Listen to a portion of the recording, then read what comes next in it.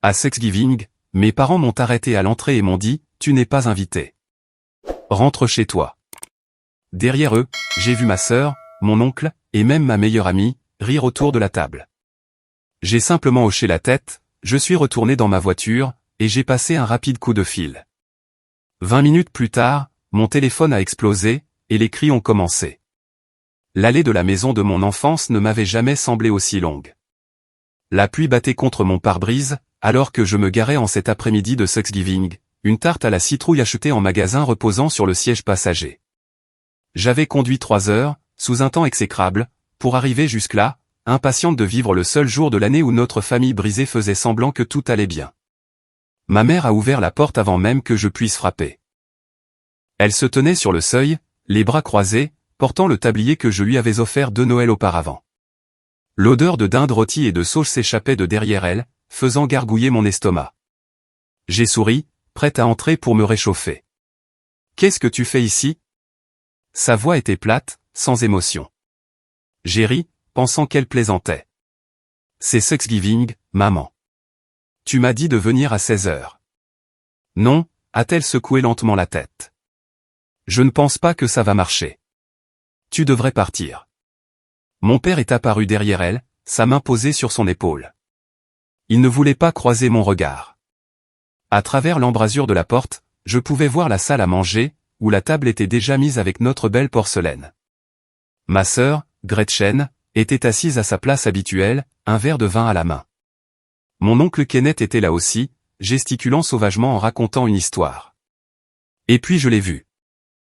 Mélanie, ma meilleure amie depuis le CE2, la personne que j'avais appelée en larmes la semaine dernière, quand mon propriétaire avait augmenté mon loyer. Ils riaient tous. « Papa ?» Ma voix s'est brisée. « Que se passe-t-il » Il s'est raclé la gorge. « Ta mère et moi avons décidé qu'il serait préférable que tu passes les fêtes ailleurs. Nous en avons discuté en famille, et tout le monde est d'accord. » Tout le monde ? J'ai de nouveau regardé derrière eux. Gretchen a croisé mon regard et a rapidement détourné les yeux, mais pas avant que je ne voie quelque chose comme de la culpabilité traverser son visage. Ou peut-être était-ce de la satisfaction. Avec ma sœur, ces émotions se ressemblent souvent. Les Grant, nos voisins, reçoivent toujours du monde, a dit ma mère, comme si elle voulait se montrer serviable. Je suis sûr qu'une personne de plus ne les dérangerait pas, mes mains tremblaient. J'avais soigneusement emballé la tarte dans du papier d'aluminium, ajouté un ruban autour de la boîte. Je m'étais arrêté dans 3 magasins différents pour trouver le bourbon exact que mon père aimait. Il était toujours dans mon coffre, avec les cadeaux que j'avais apportés pour ma nièce et mon neveu. Je ne comprends pas, ma gorge était nouée. Ai-je fait quelque chose de mal ? L'expression de ma mère s'est durcie. Il ne s'agit pas de toi. Il s'agit de ce qui est le mieux pour notre famille. Maintenant, s'il te plaît, rentre chez toi. Elle a fermé la porte. Je suis resté là, sur le porche, un long moment, écoutant les sons étouffés de la conversation et des rires venant de l'intérieur. Quelqu'un avait monté la musique. J'ai reconnu la chanson. C'était celle qui passait toujours à Thanksgiving quand j'étais petite, celle sur laquelle mon père dansait en découpant la dinde. Retourner à ma voiture me semblait surréaliste, comme si je me déplaçais dans l'eau. Je me suis assise au volant et j'ai fixé la maison de mon enfance. La couronne sur la porte, les citrouilles sculptées sur les marches du porche qui commençaient déjà à pourrir. La fenêtre à l'étage, qui était autrefois ma chambre, où j'avais passé d'innombrables nuits à rêver de mon avenir. Ce n'était pas cet avenir-là. J'ai sorti mon téléphone et j'ai fait défiler mes contacts jusqu'à ce que je trouve le nom dont j'avais besoin. Mon doigt a hésité une seconde sur le bouton d'appel, avant que j'appuie. Cabinet d'avocats Carter et associés. La réceptionniste avait l'air de s'ennuyer. Ici Dorothy Reynolds. Je dois parler à Thomas Carter immédiatement. Dites-lui que c'est à propos de la fiducie Morrison. Madame, c'est Thanksgiving. Le bureau est. Dites-lui que Dorothy Reynolds a appelé. Il comprendra l'urgence. J'ai raccroché et j'ai démarré la voiture. Mon téléphone a sonné 45 secondes plus tard. Dorothy ? Thomas semblait essoufflé, comme s'il avait couru jusqu'au téléphone. Qu'est-ce qui ne va pas ? Tu te souviens de ce que tu m'as dit le mois dernier, à propos de la succession de ma grand-mère ? Bien sûr, mais nous avions convenu d'attendre jusqu'à. Je veux tout exécuter ce soir, si possible. Il y eut une pause. En es-tu absolument certaine? Une fois que nous aurons fait ça, il n'y aura pas de retour en arrière. Ta famille va. Ils viennent de me désinviter du dîner de Thanksgiving et de me claquer la porte au nez. La relation que nous avions, quelle qu'elle soit, est déjà terminée. Je l'entendais manipuler des papiers. Très bien. Donne-moi 1 heure pour accéder aux documents et commencer la procédure. Cela va avoir des implications financières importantes pour tes parents et ta sœur. Tu comprends ça? C'est exactement ce sur quoi je compte. Le trajet du retour a été flou. Je serrais le volant, les jointures blanches, alors que la pluie s'abattait, mon esprit repassant tout ce qui avait mené à ce moment. Ma grand-mère, Ruth, était décédée il y a 8 mois, laissant derrière elle une succession d'une valeur bien plus importante que quiconque dans la famille ne l'avait imaginé. C'était une femme discrète, qui avait travaillé comme infirmière pendant 40 ans, vécu modestement, et investi judicieusement. J'étais la seule à lui rendre visite régulièrement, dans ces dernières années. Chaque dimanche, je me rendais à la maison de retraite et je passais l'après-midi avec elle. Nous jouions aux cartes, regardions de vieux films, et parlions de tout et de rien. Mes parents étaient trop occupés. Gretchen avait carrément refusé, disant que la maison de retraite était trop déprimante. 3 mois avant sa mort, grand-mère Ruth m'avait attiré près d'elle et m'avait murmuré, « J'ai pris mes dispositions, ma chérie. Ne les laisse pas t'intimider. » À l'époque, j'avais pensé qu'elle était confuse à cause des médicaments. Maintenant, je comprenais qu'elle avait été parfaitement lucide. Son testament avait été un choc.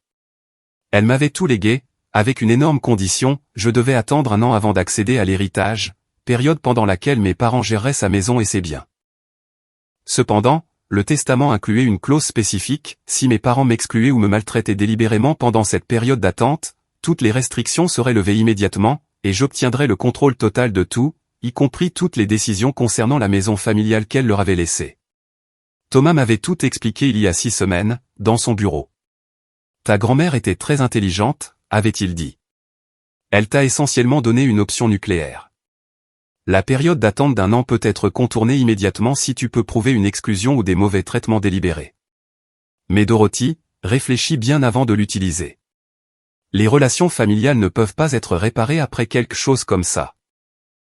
Je lui avais dit que j'y réfléchirais, que peut-être les choses s'amélioreraient, que peut-être la froideur de ma mère n'était que du chagrin, que les critiques constantes de ma sœur n'étaient que de la rivalité fraternelle, que le silence de mon père était juste sa façon de faire face.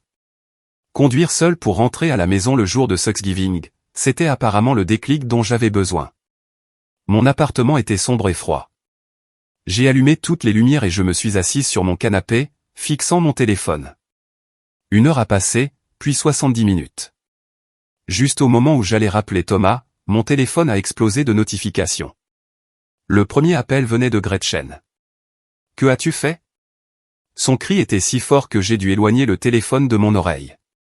Thomas Carter vient d'envoyer un email à papa à propos de la succession de grand-mère. Tu ne peux pas faire ça. Cette maison est à nous. J'ai raccroché. Elle a rappelé immédiatement. J'ai refusé. Ma mère a appelé ensuite. J'ai laissé son appel aller sur la messagerie vocale. Puis mon père, puis l'oncle Kenneth, et, inexplicablement, Mélanie. Les textos ont commencé à affluer. Gretchen, tu détruis cette famille. Maman, comment peux-tu être si égoïste? Papa, nous devons en parler rationnellement. Oncle Kenneth, ta grand-mère aurait honte de toi. Mélanie, je n'arrive pas à croire que tu ferais ça. Appelle-moi. J'ai retourné mon téléphone et je suis allé à la cuisine. Mes mains étaient stables alors que je me versais un verre d'eau. La tarte que j'avais achetée était toujours dans ma voiture, probablement ruinée maintenant. Je m'en fichais. Mon téléphone n'arrêtait pas de vibrer. Je l'ai pris et j'ai vu que j'avais 43 appels manqués et 67 textos. La discussion de groupe familial, dont j'avais été exclu il y a des mois, avait apparemment été réactivée juste pour que tout le monde puisse me crier dessus simultanément. Je l'ai ouverte. Gretchen, Dorothy essaie de prendre la maison. Pouvez-vous y croire? Oncle Kenneth, après tout ce que tes parents ont fait pour toi. Ma mère, j'organise une réunion de famille demain matin. Dorothy, tu seras là. Mélanie, il doit y avoir un malentendu. Dorothy, s'il te plaît, rappelle-moi. J'ai commencé à taper une réponse, puis je l'ai effacée, puis j'ai recommencé à taper. Moi, on m'a désinvité du dîner de Thanksgiving ce soir. Pas malade, pas en retard, pas la bienvenue. Alors maintenant, on fait ça à ma façon. La discussion de groupe est restée silencieuse pendant exactement 90 secondes. Puis elle a explosé. Gretchen, ce n'est pas ce qui s'est passé. Tu déformes tout. Maman, nous essayons d'avoir des fêtes paisibles. Tu crées toujours des drames. Papa, c'est une réaction complètement excessive. Moi, vraiment? Parce que de mon point de vue, se faire dire de quitter sa maison familiale le jour de Thanksgiving, ça me semble assez dramatique. J'imagine que j'ai appris des meilleurs. J'ai mis la discussion en sourdine et j'ai rappelé Thomas. C'est fait, a-t-il dit. Les papiers ont été déposés. À partir de maintenant, tu as le contrôle total de la succession de ta grand-mère, y compris la maison familiale. Tes parents ont 30 jours pour quitter les lieux, à moins que tu ne leur donnes la permission de rester. Et les autres biens?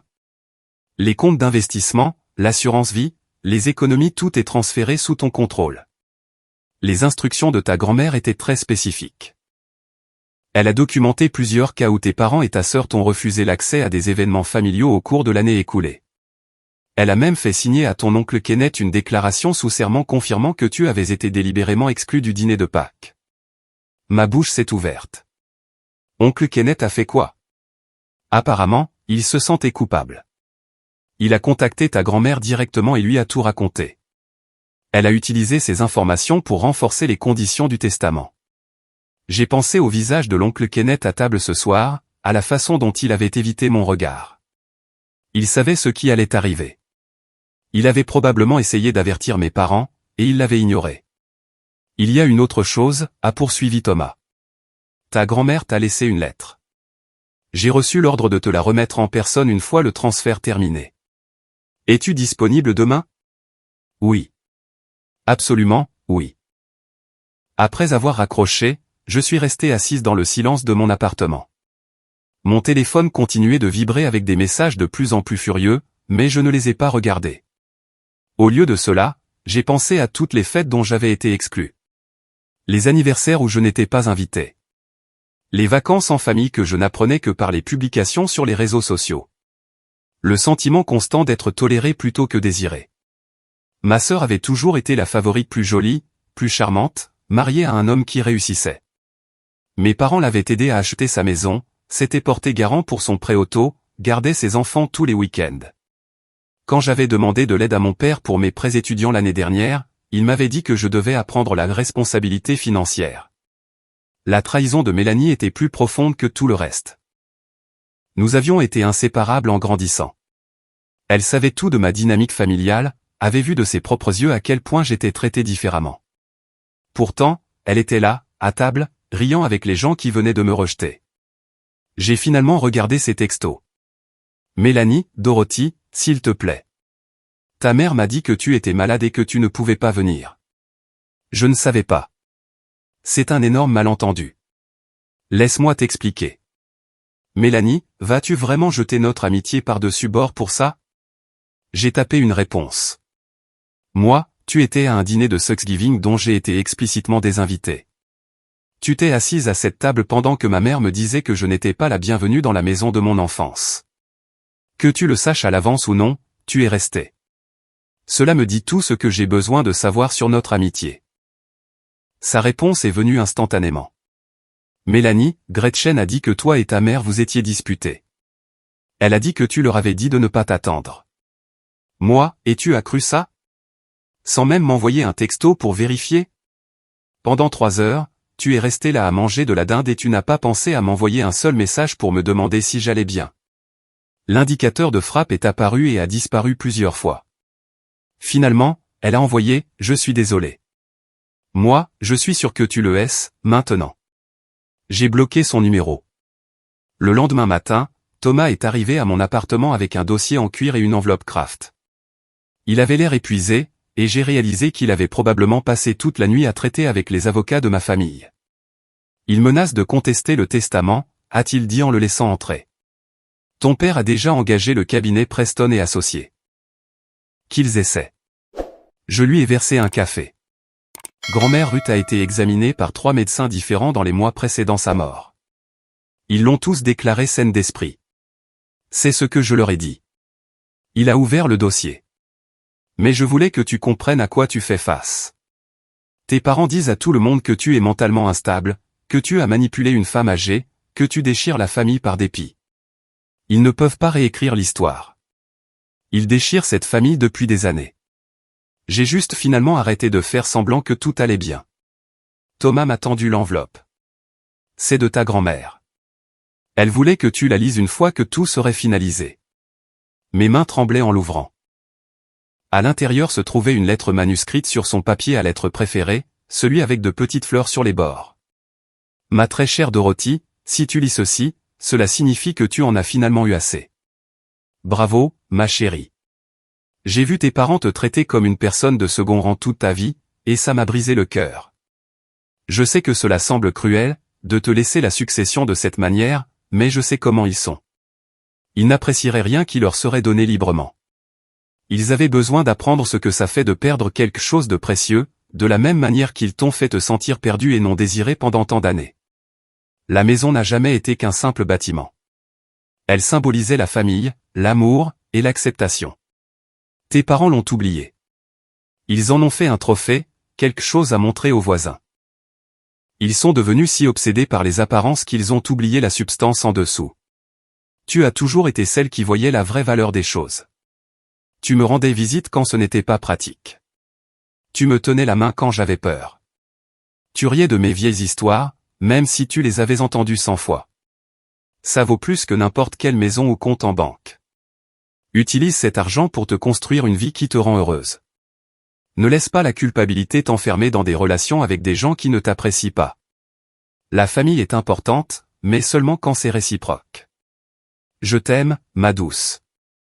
Je suis fier de la femme que tu es devenue, et je suis désolé de ne pas pouvoir être là pour voir la suite, même si je soupçonne que ça va être tout un spectacle. Avec tout mon amour, grand-mère Ruth PS. Les documents pour le transfert de la maison sont dans le dossier bleu. J'ai aussi inclus la documentation de chaque événement familial dont tu as été exclu au cours des 5 dernières années. J'ai tout noté. J'ai pensé que tu en aurais peut-être besoin un jour. J'ai dû la relire 3 fois avant que les mots ne s'imprègnent complètement. Ma grand-mère avait planifié cela pendant des années. Elle avait observé, documenté, constitué un dossier, tout en faisant semblant d'être une vieille femme confuse qui ne remarquait pas les dynamiques familiales. Elle était quelqu'un de spécial, a dit Thomas doucement. Je ne l'ai rencontrée que quelques fois, mais elle m'a marqué. Elle m'a dit un jour que tu étais la seule personne de la famille qui valait la peine d'être sauvée. Mon téléphone a de nouveau sonné. Gretchen. J'ai refusé. Thomas s'est levé. Ils vont rendre ça moche. Dorothy, es-tu prête pour ça? Ils l'ont déjà rendu moche. Je ne fais que répondre à leur niveau. Au cours de la semaine suivante, la situation s'est rapidement détériorée. Mes parents ont engagé un avocat qui a envoyé des lettres de menaces concernant un abus sur personne âgée et un abus de faiblesse. Mon oncle Kenneth a appelé et m'a supplié de reconsidérer ma décision, disant que je détruisais l'héritage familial. Gretchen s'est présentée à mon travail et a fait une scène sur le parking, criant à quel point j'étais égoïste, jusqu'à ce que la sécurité la raccompagne. Ma mère a laissé des messages vocaux qui alternaient entre la rage et la manipulation. Comment peux-tu faire ça à ta propre famille, suivi de « Nous t'aimons tellement.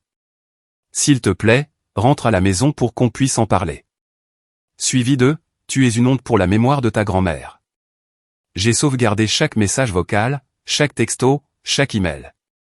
Thomas m'avait conseillé de tout documenter. Le point de rupture est arrivé 2 semaines après Thanksgiving. L'avocat de mes parents a déposé une contestation formelle du testament, affirmant que j'avais contraint ma grand-mère et qu'elle souffrait de démence. Ils ont exigé une enquête complète et ont demandé que la succession soit gelée jusqu'à ce que l'affaire soit résolue. Thomas m'a appelé immédiatement. Il passe à l'offensive. Ça va aller au procès. Combien de temps cela prendra-t-il? Des mois, peut-être plus. Et Dorothy, ils vont traîner ton nom dans la boue. Ils répandent déjà des rumeurs sur ta santé mentale, ta situation financière, ta relation avec ta grand-mère. Es-tu absolument sûr de vouloir aller jusqu'au bout? J'ai pensé à la lettre de ma grand-mère, aux années passées à être traité comme une gêne, à ce moment sur le porche où ma mère m'avait dit que je n'étais pas la bienvenue. J'en suis sûr. La préparation du procès a été brutale. Des dépositions où les membres de ma propre famille ont témoigné que j'étais manipulatrice, instable et financièrement désespérée. Des témoins de moralité qu'ils avaient recrutés pour me dépeindre comme quelqu'un capable de profiter d'une femme âgée. Ma sœur a affirmé en larmes que j'avais toujours été jalouse de sa relation avec nos parents, que j'avais monté notre grand-mère contre la famille par dépit. Le pire, c'était de les voir mentir si facilement. Gretchen a décrit une version de notre enfance qui ne ressemblait en rien à la réalité. Ma mère s'est présentée comme une parente aimante qui avait tout fait pour moi, oubliant commodément les années de froideur et d'exclusion délibérée. Mon père, habituellement si silencieux, a soudain eu beaucoup à dire sur mes prétendus défauts de caractère. Pendant la déposition de Gretchen, elle était assise en face de moi dans une salle de conférence, portant des perles et une robe bleu marine qui criait « adulte responsable ». Son avocat l'avait clairement coaché pour paraître sympathique. « Dorothy a toujours été difficile », a-t-elle dit en s'épongeant les yeux avec un mouchoir. En grandissant, elle faisait des cris si elle n'obtenait pas ce qu'elle voulait. Maman et papa ont tout essayé, mais elle repoussait tout le monde. Thomas s'est penché en avant. Pouvez-vous donner des exemples précis de ces crises? Gretchen a hésité. Eh bien, il y en a eu de nombreux cas. J'ai besoin de dates, de lieux, de témoins précis.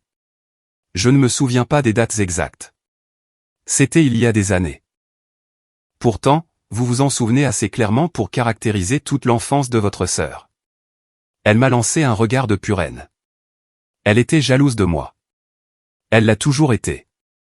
Quand je me suis fiancé, elle m'a à peine félicité. Quand j'ai eu mes enfants, elle n'a jamais proposé son aide. J'avais envie de crier. J'avais été sa demoiselle d'honneur, malgré ses critiques constantes sur tout ce que je faisais. Je lui avais organisé sa baby shower quand elle était enceinte de son premier enfant, dépensant de l'argent que je ne pouvais pas me permettre pour des décorations qu'elle avait spécifiquement demandées. Mais souligner la vérité me ferait paraître sur la défensive. Thomas a poursuivi calmement. Madame Patterson, j'ai ici des textos d'il y a 3 ans où Dorothy a proposé de garder vos enfants. Vous avez répondu, et je cite, « Je ne pense pas que ce soit une bonne idée. Ils ont besoin de stabilité. » Pouvez-vous expliquer ce que vous vouliez dire par là? Je voulais juste dire qu'elle était occupée par son travail. Le texto précédent montre qu'elle avait spécifiquement pris son jour de congé. Souhaitez-vous revoir votre déclaration? L'avocat de Gretchen a demandé une pause. La déposition de ma mère a été pire. Elle était assise droite comme un i, son visage un masque de dignité blessée. Elle a apporté des albums photos montrant des photos de famille soigneusement sélectionnées pour raconter l'histoire qu'elle voulait. Regardez ça, a-t-elle dit en montrant une photo de ma remise de diplôme de lycée. Nous étions tous ensemble, souriants. Nous étions une famille heureuse. Thomas a examiné la photo. Elle a été prise il y a 17 ans. Avez-vous des photos récentes avec Dorothy? La bouche de ma mère s'est crispée. Elle assistait rarement aux événements familiaux. Parce qu'elle n'était pas invitée, n'est-ce pas? Elle était toujours invitée. Elle choisissait de ne pas venir. Thomas a sorti des emails imprimés. Celui-ci date de Noël dernier. Vous avez envoyé un email de groupe aux membres de la famille concernant les plans pour le dîner de Noël. L'adresse email de Dorothy n'est pas incluse dans la liste des destinataires. Pouvez-vous expliquer cela? Ce doit être un oubli. Un oubli qui s'est produit à plusieurs reprises. J'ai la documentation de 12 événements familiaux au cours des 3 dernières années où Dorothy a été délibérément exclue des emails de planification. Le sang-froid de ma mère s'est légèrement fissuré. Parfois, il est plus facile de garder les rassemblements restreints. Dorothy a tendance à créer des tensions. Comment crée-t-elle des tensions? Elle a toujours été sensible, interprétant mal des commentaires innocents, ramenant tout à elle. Pouvez-vous donner un exemple? Ma mère s'est agitée sur son siège. À Pâques dernier, elle s'est fâchée parce que nous ne lui avions pas gardé de place à table. C'est parce qu'il n'y avait aucune place pour elle. Elle n'était pas invitée. Elle aurait pu demander si elle pouvait venir. Pourquoi devrait-elle demander pour assister au dîner de Pâques de sa propre famille? Le silence s'est étiré. L'avocat de ma mère a objecté, mais le mal était fait. La déposition de mon père a révélé quelque chose que je n'attendais pas, de la culpabilité. Il ne pouvait pas me regarder directement, gardait ses réponses brèves, et se contredisait fréquemment.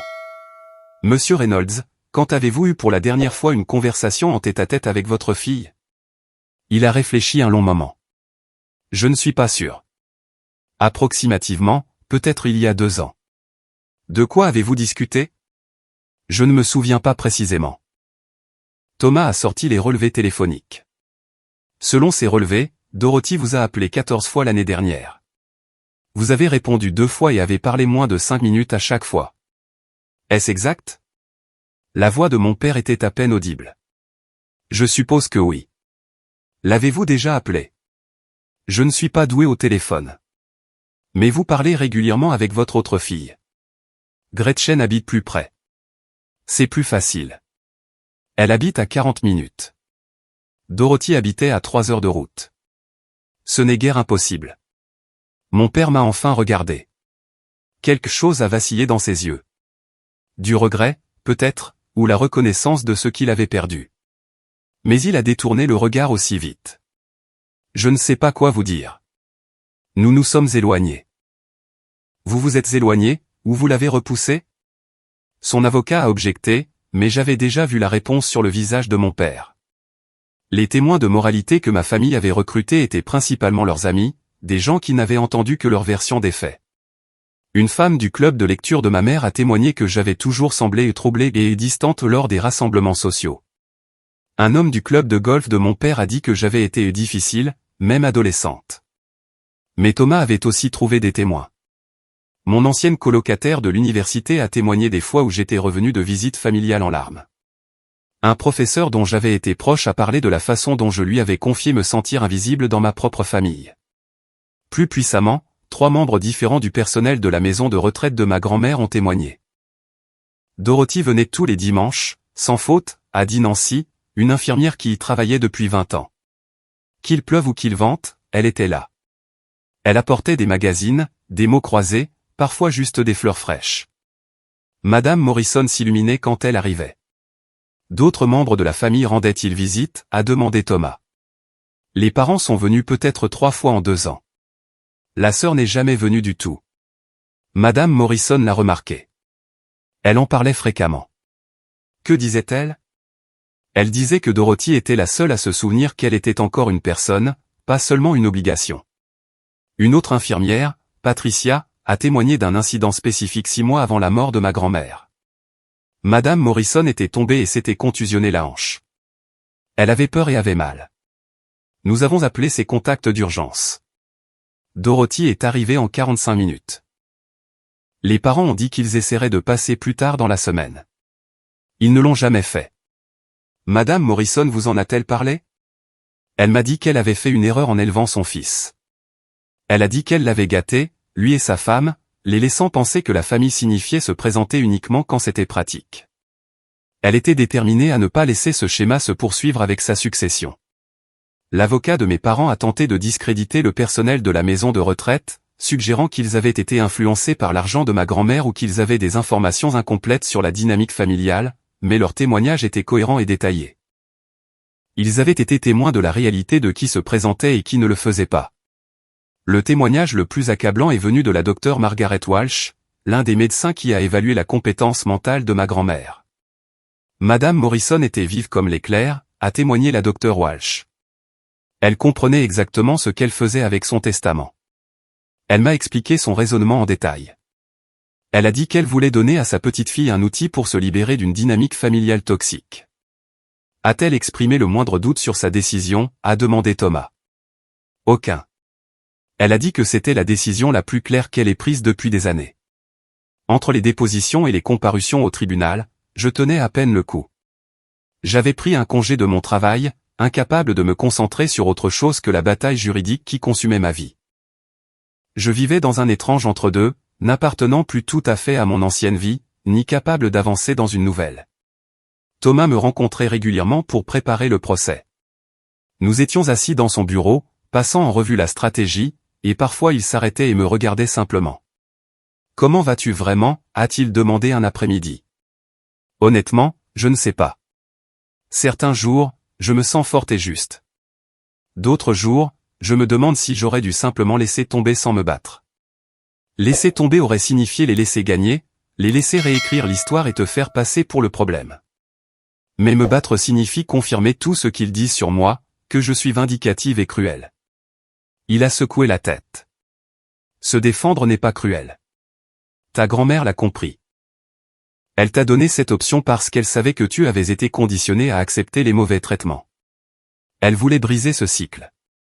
Je n'aurais jamais imaginé que ce serait si difficile. Les batailles familiales le sont toujours. Il n'y a pas de moyen propre de se séparer de gens qui ont fait partie de votre identité toute votre vie. J'ai apprécié son honnêteté. La plupart des gens voulaient offrir des platitudes sur la façon dont tout s'arrangerait. Thomas a reconnu la complexité de ce que je traversais. Les nuits étaient les plus difficiles. Je restais éveillé, rejouant des souvenirs, essayant de comprendre quand exactement ma famille avait décidé que j'étais jetable. Était-ce progressif, ou y avait-il eu un tournant spécifique? M'avait-il jamais vraiment aimé, ou m'étais-je simplement bercé d'illusions pendant des décennies? Je me suis souvenu d'avoir 7 ans et d'essayer si fort de faire sourire ma mère. Je lui avais dessiné une image de notre famille, passant des heures à perfectionner chaque détail. Elle y a jeté un coup d'œil et a dit « C'est gentil, ma chérie », avant de se retourner vers le bébé Gretchen. Le dessin a fini à la poubelle le jour même. Je l'y ai trouvé en allant jeter un trognon de pommes. Je me suis souvenu d'avoir 13 ans et d'entendre mon père dire à quelqu'un au téléphone qu'il avait eu une fille qui nous rend fiers et une qui se cherche encore. J'ai su immédiatement de quelle fille il s'agissait. Je me suis souvenu d'avoir 23 ans, présentant mes parents à mon petit ami de l'époque. Ils avaient été polis mais distants, clairement désintéressés. Quand Gretchen a ramené son futur mari quelques mois plus tard, mes parents ont organisé un dîner pour célébrer. Tous ces petits moments s'étaient accumulés en une vérité que j'avais évitée. Je n'avais jamais été désiré de la même manière que Gretchen. J'avais été l'enfant d'essai, celui avec qui ils avaient fait des erreurs, avant de comprendre comment être de bons parents pour ma sœur. La prise de conscience n'est pas venue comme un choc, mais plutôt comme un apaisement, comme de la poussière qui se dépose enfin après des années d'agitation. Ça faisait mal, mais ça clarifiait aussi les choses. Je ne me battais pas pour réparer une relation brisée. Je me battais pour reconnaître que la relation n'avait jamais existé sous la forme que je lui avais prêtée. Mais Thomas s'était préparé, lui aussi. Le jour du procès, il est arrivé avec 3 boîtes de documents, les dossiers médicaux prouvant la compétence mentale de ma grand-mère, les relevés bancaires montrant que je ne lui avais jamais demandé d'argent, les emails et textos où ma famille m'avait explicitement exclu d'événements, les témoignages du personnel de la maison de retraite sur le fait que j'étais le seul membre de la famille à lui rendre visite régulièrement. Et puis, il y avait l'oncle Kenneth. Il a pris la barre, l'air d'avoir 20 ans de plus qu'au dîner de Thanksgiving. L'avocat de mes parents l'a interrogé agressivement, essayant de le faire revenir sur sa déclaration antérieure concernant les préoccupations de ma grand-mère sur la dynamique familiale. M. Morrison, a dit l'avocat, vous avez précédemment affirmé que Madame Ruth Morrison avait exprimé des inquiétudes sur la façon dont Dorothy était traitée par la famille, mais n'est-il pas vrai que vous ne faisiez que dire à une femme âgée ce qu'elle voulait entendre? Oncle Kenneth a regardé mes parents, puis moi. Non, ce n'est pas vrai. Alors, veuillez expliquer à la cour. Ruth m'a appelé en mars de l'année dernière. Elle était contrariée parce qu'elle avait entendu dire que Dorothy n'avait pas été invitée au dîner de Pâques. Elle m'a demandé directement si c'était vrai. Je lui ai dit que oui. Il a fait une pause, la voix tremblante. Je lui ai aussi dit que cela se produisait depuis des années, que ma sœur et son mari traitaient Dorothy comme si elle faisait à peine partie de la famille, que Gretchen essayait activement de l'exclure de tout. Ruth m'a demandé de documenter des cas spécifiques, ce que j'ai fait. Ma mère s'est levée dans la salle. Kenneth, comment as-tu pu? Le juge l'a averti. Madame Reynolds, asseyez-vous ou vous serez expulsée de la salle d'audience. Oncle Kenneth a continué, les larmes coulant sur son visage. Je pensais que si Ruth le savait, elle pourrait peut-être leur parler raison. Je n'ai jamais imaginé qu'elle changerait son testament, mais honnêtement, je suis content qu'elle l'ait fait. Quelqu'un devait faire quelque chose. J'ai vu ma nièce être traitée comme une moins que rien pendant des décennies, et je n'ai rien fait d'autre que de me sentir mal à ce sujet. Au moins, Ruth a agi. La salle d'audience a éclaté. L'avocat de mes parents a demandé une suspension de séance.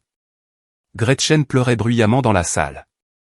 Mon père était assis, le visage de pierre, regardant droit devant lui. Le procès a duré 3 jours. À la fin, le juge a entièrement statué en ma faveur. Ce tribunal ne trouve aucune preuve d'abus de faiblesse ou d'incapacité mentale, a-t-elle dit, en regardant directement mes parents. Madame Ruth Morrison était une adulte compétente qui a fait un choix délibéré sur la manière de distribuer ses biens. La documentation fournie par la plaignante démontre clairement un schéma d'exclusion et de mauvais traitement. Le testament est maintenu tel quel. Le cri de ma mère a résonné dans la salle d'audience.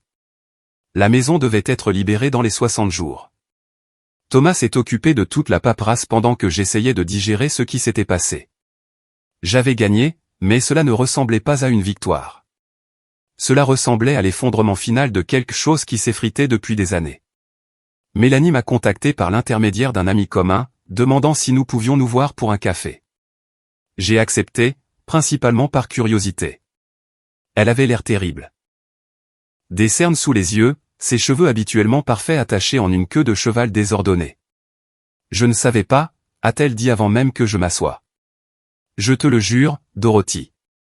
Gretchen m'a dit que vous aviez eu une énorme dispute avec ta mère et que tu avais décidé de ne pas venir. Elle a dit que tu étais dramatique et qu'ils essayaient tous d'avoir des fêtes tranquilles sans marcher sur des œufs autour de toi. Et tu as cru ça? Je n'aurais pas dû. Elle a tordu sa serviette en lambeaux. J'aurais dû t'appeler immédiatement. J'aurais dû me demander pourquoi tu ne m'enverrais même pas un texto si tu ne venais pas. C'est juste que... Gretchen est ma belle-sœur depuis 6 ans. C'est la tante de mes enfants. C'était plus facile de croire sa version. Plus facile pour qui? Elle a tressailli. Je sais. Je sais que j'ai tout gâché. J'y pense tous les jours depuis. Toutes ces fois où ta famille t'a maltraité, et je suis resté là sans rien dire parce que le dénoncer aurait été gênant. J'ai choisi le confort plutôt que l'amitié. Et je suis désolé. J'ai remué mon café, regardant la crème former des motifs. Tu sais ce qui est le pire? J'ai passé ma vie à trouver des excuses à des gens qui me traitent mal. Mes parents, ma sœur, même toi. Je n'arrêtais pas de penser que si j'étais juste assez patiente, assez compréhensive, assez généreuse, ils finiraient par voir ma valeur. Je les regardais. Mais ils ne l'ont jamais fait. Je le vois maintenant.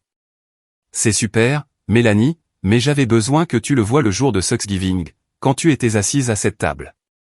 J'avais besoin que tu le voies à chaque autre fois où tu as vu ma famille m'exclure et que tu n'as rien dit. Elle pleurait maintenant. Y a-t-il un moyen de réparer ça? Je ne sais pas. Peut-être, mais pas maintenant. Je ne peux pas continuer à être la personne qui pardonne tout en ne recevant rien en retour. La conversation avec Mélanie m'a laissé vider. Je suis rentré chez moi en pilote automatique, je me suis garé, et je suis resté assise dans ma voiture pendant 20 minutes, essayant de tout digérer. Elle avait été ma meilleure amie pendant plus de 2 décennies. Nous avions tout partagé. Premiers amours, angoisses universitaires, difficultés professionnelles, chagrin d'amour. Elle avait été là quand mon premier petit ami sérieux m'avait trompé. J'avais été là quand sa mère était décédée d'un cancer. Nous avions fait des road trips, célébré des anniversaires, fait des plans élaborés pour notre avenir qui incluaient d'être voisines quand nous serions vieilles. Mais elle avait aussi été là pour chaque affront familial, chaque cruauté désinvolte, chaque fois où l'on m'avait fait me sentir inférieur. Elle avait été témoin de tout et n'avait rien dit. Pire, elle avait bénéficié du favoritisme de ma famille envers Gretchen, par extension. Elle avait été accueillie dans leur cercle intime, traitée comme la fille qu'ils auraient aimé que je sois. J'ai pensé à toutes les fois où elle les avait défendus. Ta mère ne le pense pas comme ça. Gretchen est juste stressée avec les enfants. Tu es trop sensible. De petits rejets qui s'étaient accumulés au fil des ans, m'apprenant que mes sentiments blessés étaient le problème, pas le comportement qui les causait. Le lendemain, je suis allé rendre visite à l'oncle Kenneth. Il avait été le seul membre de la famille à montrer le moindre remords, et j'avais besoin de comprendre pourquoi. Sa maison était modeste, un petit plain-pied dans un quartier calme. Il a ouvert la porte, l'air plus vieux que dans mon souvenir, le procès ayant clairement laissé des traces sur lui aussi. Dorothy, a-t-il dit en me serrant fort dans ses bras. Entre. Je viens de faire du café. Nous nous sommes assis à sa table de cuisine, et pendant un moment, aucun de nous n'a parlé. Finalement, il a rompu le silence. J'aurais dû faire plus, il y a des années, pas seulement au procès. Pourquoi ne l'as-tu pas fait? Il a fixé sa tasse de café. La lâcheté, principalement. Ta mère est ma sœur, et la confronter sur la façon dont elle te traitait aurait signifié confronter la façon dont toute notre famille fonctionne. Nous ne parlons pas des choses inconfortables. Nous les balayons sous le tapis et faisons comme si tout allait bien. Ce doit être un grand tapis, maintenant. Il a ri, d'un rire triste et fatigué. Tu n'as pas idée. Nos parents étaient pareils. Les apparences avant l'authenticité. Maintenir l'image de la famille parfaite, même si tout le monde est malheureux en dessous. C'est comme ça que maman a grandi. Elle était la favorite, tout comme Gretchen. J'étais la déception. Je n'ai pas été dans la bonne université, je n'ai pas épousé la bonne personne, je n'ai pas eu la carrière prestigieuse qu'il voulait. Ta mère a intériorisé toutes leurs valeurs et les a transmises. Elle croit sincèrement que certaines personnes valent plus que d'autres, et que cela est déterminé par votre apparence de succès. C'est tordu. Ça l'est, mais c'est tout ce qu'elle connaît. Quand tu es né, j'ai pensé qu'elle serait peut-être différente avec ses propres enfants. Et elle a essayé, je pense, avec toi. Mais quand Gretchen est arrivée et qu'elle était plus facile, un plus joli bébé, un meilleur tempérament, plus sociable, les vieux schémas de ta mère ont refait surface. Elle a vu Gretchen comme sa réussite et toi comme son brouillon. L'entendre dire si crûment faisait mal, mais cela validait aussi tout ce que j'avais ressenti mais que j'avais eu peur de nommer. Pourquoi as-tu aidé grand-mère Ruth avec le testament? Parce que je t'ai vu être effacé des photos de famille et des souvenirs pendant trop longtemps. À Pâques dernier, quand ils ont eu ce dîner et ne t'ont pas invité, j'ai craqué. J'ai appelé ta mère et nous avons eu une dispute violente. Elle m'a dit que tu étais trop négative pour être là. Je lui ai demandé quand on t'avait jamais donné une chance d'être autre chose. Elle m'a raccroché au nez. Je ne savais pas ça. Ruth m'a appelé une semaine plus tard. Quelqu'un lui avait parlé de la dispute. Elle m'a demandé sans détour si la famille t'excluait délibérément. Je ne pouvais pas lui mentir. Elle était dévastée. Elle a dit qu'elle s'en était doutée mais qu'elle espérait avoir tort. Ses yeux étaient humides. Elle m'a demandé de noter tout ce dont je me souvenais sur la façon dont tu avais été traité. Chaque invitation manquée, chaque commentaire méprisant, chaque fois qu'ils ont choisi Gretchen plutôt que toi. Il m'a fallu 3 jours pour tout écrire. Quand j'ai eu fini, j'avais 12 pages. 12 pages de non-désir. 12 pages de preuves que tu mérites mieux. Ruth a lu chaque mot, l'a fait notarier comme une déclaration officielle, puis a réécrit son testament. Elle m'a dit qu'elle te donnait une porte de sortie, mais que tu devrais être assez courageuse pour la prendre. Nous avons parlé pendant des heures. Il a partagé des histoires sur l'enfance de ma mère, sur la pression qu'elle avait subie, sur la façon dont le dysfonctionnement se transmet de génération en génération, comme des traits génétiques. Rien de tout cela n'excusait son comportement, mais cela le contextualisait. Elle était à la fois auteur et victime, perpétuant des cycles qu'elle n'avait jamais examinés. Penses-tu qu'ils s'excuseront un jour, ai-je demandé en me préparant à partir. Il a secoué la tête. Des gens comme tes parents ne s'excusent pas. Ils devraient admettre qu'ils ont eu tort, et toute leur identité est construite sur le fait d'avoir raison. Ils réécriront l'histoire avant de reconnaître une faute. Alors, c'est tout. Pas de réconciliation, pas de guérison, juste une séparation permanente? Peut-être. Ou peut-être que dans des années, quelque chose changera. Les gens changent parfois quand ils touchent le fond. Mais Dorothy, tu ne peux pas attendre en espérant cela. Tu dois te construire une vie qui fonctionne, qu'il change ou non. Il avait raison. J'avais passé des décennies à attendre que ma famille devienne les personnes dont j'avais besoin.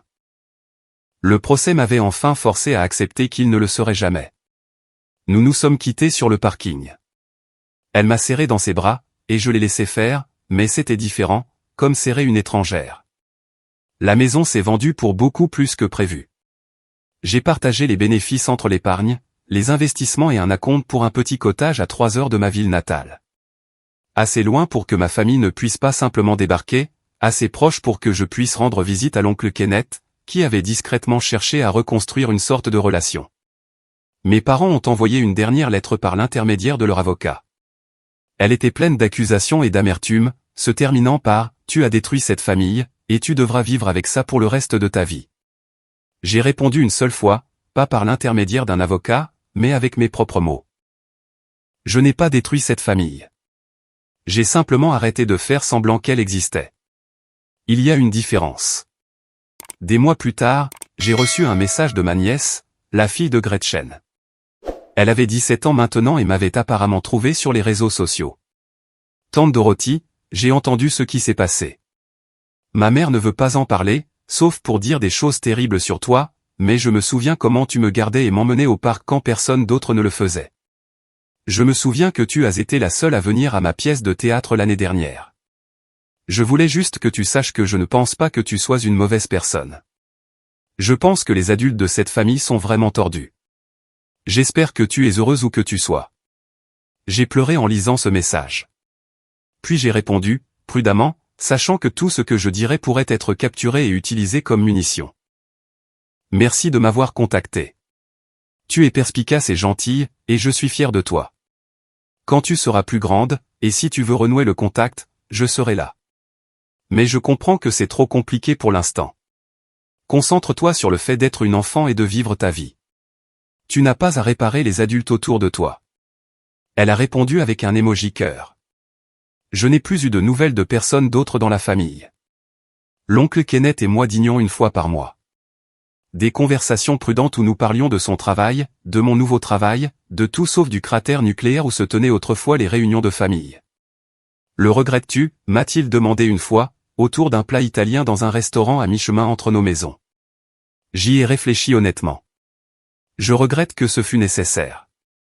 Je ne regrette pas de l'avoir fait. Il a hoché la tête lentement. Ruth serait fière de toi. Pour ce que ça vaut, je le suis aussi. Ma nouvelle vie était plus calme, plus simple. J'ai adopté un chat, planté un jardin, me suis fait des amis avec mes voisins. À Thanksgiving, j'ai fait du bénévolat dans un centre communautaire, servant des repas à des gens qui n'avaient nulle part où aller. Cela ressemblait plus à une famille que n'importe quel dîner que j'avais eu depuis des années. Parfois, je me mettais encore en colère. Parfois, je pleurais la famille que j'avais toujours voulu mais que je n'avais jamais vraiment eue. Parfois, je me demandais si j'aurais dû gérer les choses différemment, être plus indulgente, trouver un moyen de faire des compromis. Mais ensuite, je me souvenais de ce moment sur le porche, sous la pluie, la voix froide de ma mère me disant de partir, le son des rires venant de l'intérieur de la maison. Je me souvenais des années passées à être traité comme une obligation plutôt que comme une personne. Je me souvenais de la lettre de ma grand-mère, de sa détermination à me donner une porte de sortie, même après son départ. J'avais fait le bon choix. Ce n'était pas le choix facile, et ce n'était pas celui qui laissait tout le monde à l'aise. Mais c'était le bon. Mon téléphone vibrait occasionnellement avec des messages de numéros que je ne reconnaissais pas, généralement autour des fêtes. Gretchen avait apparemment obtenu un nouveau numéro, spécifiquement pour envoyer des messages me disant que je ruinais la vie de ses enfants en n'étant pas là. Ma mère avait des amis qui me contactaient avec des histoires sur à quel point elle était dévastée, comment je lui avais brisé le cœur. Je les ai tous supprimés sans répondre. Un an après ce Thanksgiving, j'ai organisé mon propre dîner. L'oncle Kenneth est venu, ainsi que 2 amis du travail, ma voisine, qui était veuve, et un couple que j'avais rencontré à un cours de cuisine. Nous nous sommes entassés autour de ma petite table, nous passant les plats, racontant des histoires et riant de blagues qui n'étaient pas particulièrement drôles, mais qui étaient offertes avec une chaleur sincère. L'affection de personne n'était conditionnelle. Personne ne tenait les comptes de qui contribuait quoi. Personne n'attendait que je dérape pour pouvoir me mettre à l'écart. C'est ça, ai-je réalisé, que grand-mère Ruth avait voulu pour moi depuis le début. Pas l'argent, pas la maison, pas même la vengeance, juste la liberté de construire une vie entourée de gens qui voulaient vraiment que je sois là. Pourquoi es-tu reconnaissante, a demandé l'oncle Kenneth alors que nous faisions le tour de la table, une tradition que j'ai décidé de garder malgré tout. J'ai regardé les visages autour de ma table, des gens imparfaits qui étaient venus parce qu'ils le voulaient, pas parce qu'ils se sentaient obligés. Honnêtement, ai-je dit, je suis reconnaissante d'avoir enfin appris que la famille, ce n'est pas ceux avec qui on est. Ce sont ceux qui sont là pour vous quand ça compte. Mon téléphone a vibré. Un autre numéro inconnu, un autre message qui commençait par « Comment oses-tu » Je l'ai éteint et j'ai passé les pommes de terre. Pour la première fois depuis des années, peut-être pour la première fois de ma vie, j'étais exactement là où je devais être.